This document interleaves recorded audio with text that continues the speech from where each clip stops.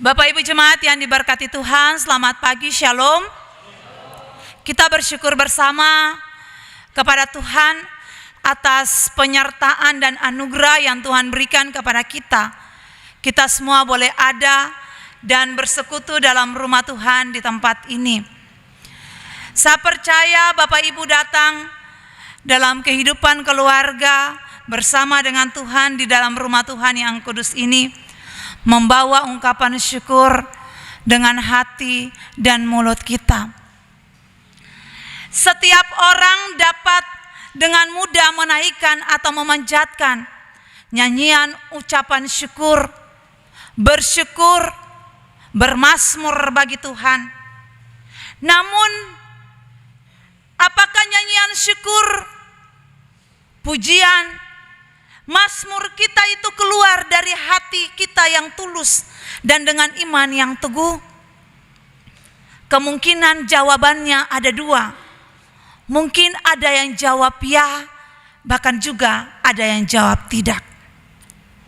Bapak Ibu Jemaat yang diberkati Tuhan, lewat pembacaan firman Tuhan kita di saat ini, Yesaya 12 ayat yang pertama dan berakhir pada ayat yang ke-6.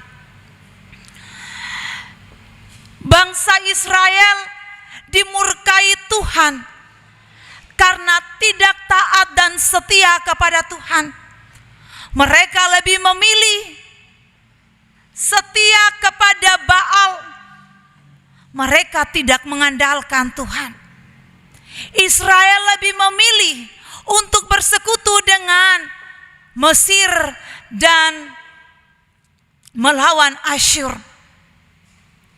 Akibatnya sebagian umat Israel dari keputusan pilihan mereka dibawa ke Asyur sebagai orang buangan.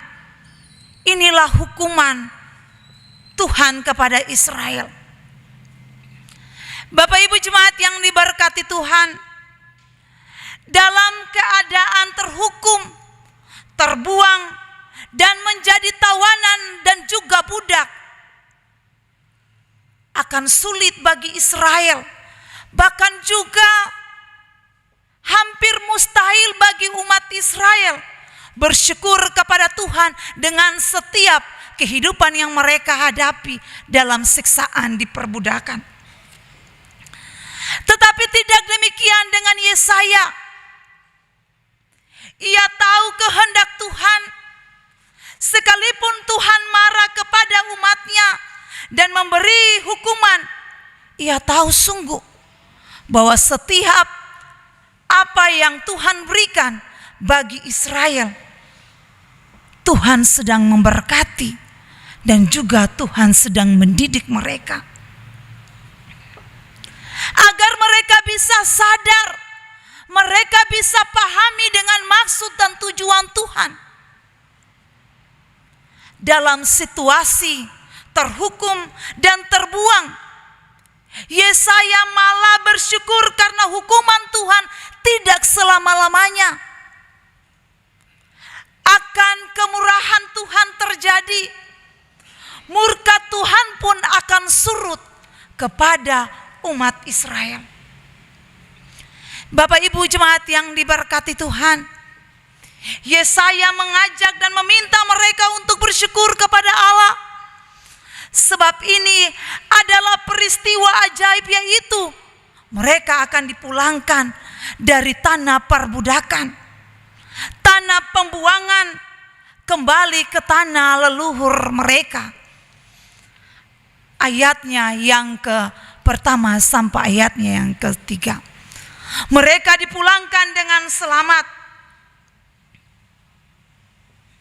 Itu berarti Yesaya mau menyampaikan bahwa Allah mereka adalah Allah yang penuh pengasih, Allah yang memberi keselamatan, bahkan Allah yang mengampun segala kesalahan dan dosa mereka.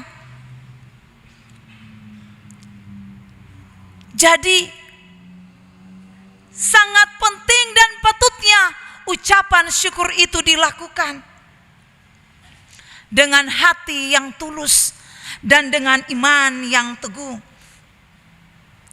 kepada Tuhan. Ketika kita bersyukur dengan hati yang tulus, dengan iman yang teguh kepada Tuhan, kita terus akan menimba air keselamatan, menimba air kehidupan di mata air keselamatan. Karena di dalam Dia, Tuhan Allah, kita mengalir air keselamatan. Karena Dia adalah batang air kehidupan kita yang sejati. Bapak Ibu jemaat yang diberkati Tuhan, umat diminta mengucap syukur dan bersaksi atas perbuatan Allah yang ajaib.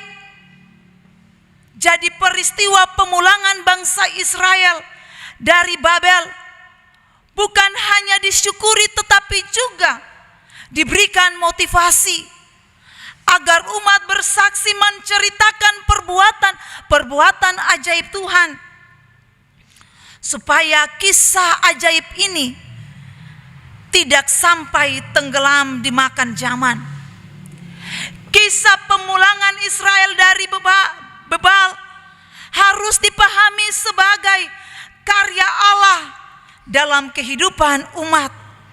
Dan karena itu umat diminta untuk bersaksi kepada semua orang di seluruh dunia ini. Ayatnya yang keempat sampai ayatnya yang kelima. Lewat pembacaan firman Tuhan kita di saat ini pada ayatnya yang keenam, yang diberikan kepada bangsa Israel demikian juga diberikan kepada kita.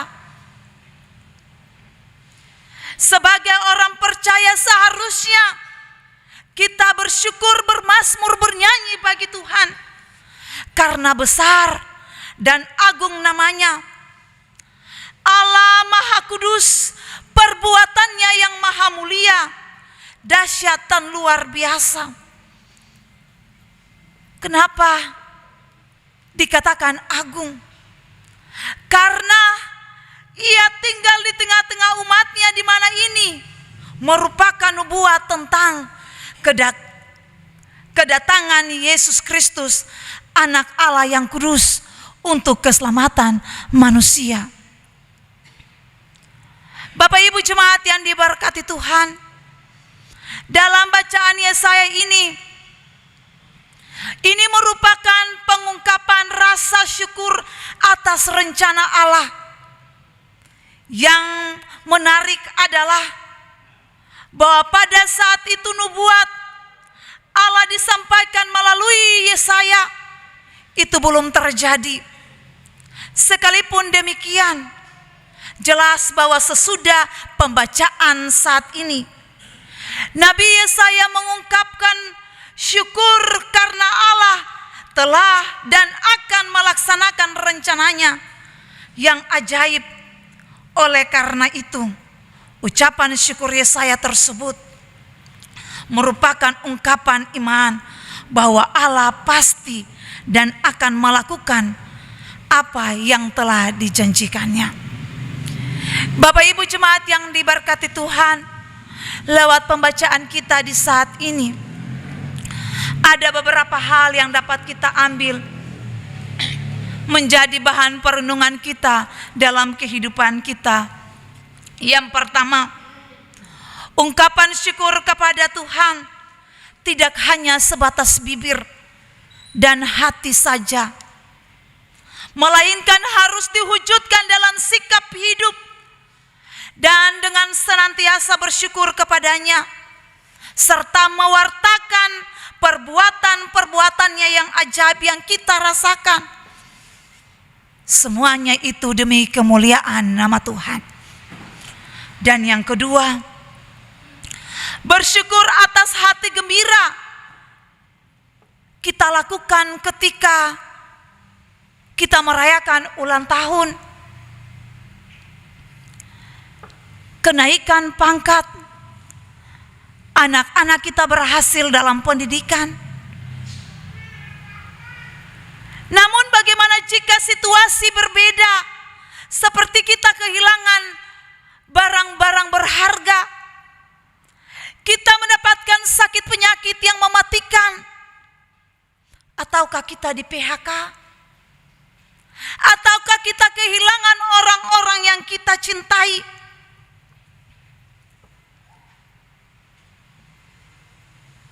Masihkah Bapak dan Ibu, bahkan saya juga bersyukur atas semua yang kita rasakan? Mungkin dengan saat rasa sakit ini kita terima bukan sebagai berkat, melainkan kita berpikir sebagai satu hukuman bagi kita. Namun Allah menghendaki ungkapan syukur yang dilandasi oleh iman. Karena tanpa iman, ungkapan syukur kita akan didasarkan pada hal-hal yang kelihatan. Tanpa iman, kita hanya mengucap syukur bila kita sudah menerima berkat Tuhan.